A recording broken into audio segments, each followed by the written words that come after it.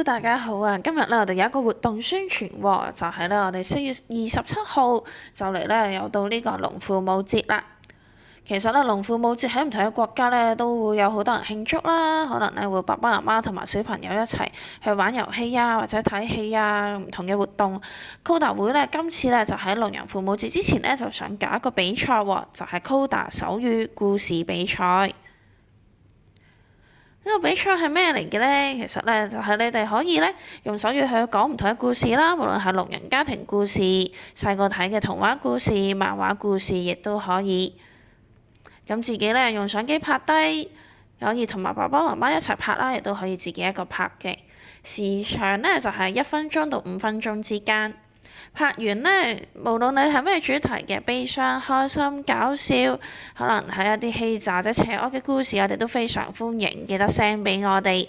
截止嘅日期呢，就係4月30號。我哋好希望呢，爸爸媽媽啦，鼓勵小朋友啦去學習手語表達故事，或者記得以前有拍過類似嘅，都可以重新再拍 send 俾我哋。你見到咧，我哋有唔同嘅組別嘅喎，由幼兒組啦，去到成人公開組啦，唔同嘅年齡都有分組。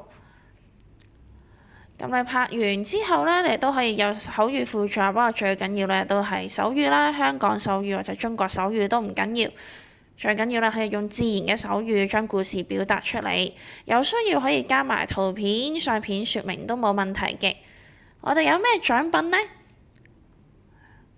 每組咧有一位冠軍會有超市禮券300蚊同埋繪本一套，亞軍咧就有200蚊禮券同埋繪本一套，季軍咧就係100蚊嘅禮券同繪本一套，而且每個參加者咧都會有活動獎狀㗎，可以咧幫小朋友建立自信啦，覺得自己都可以做得到喎。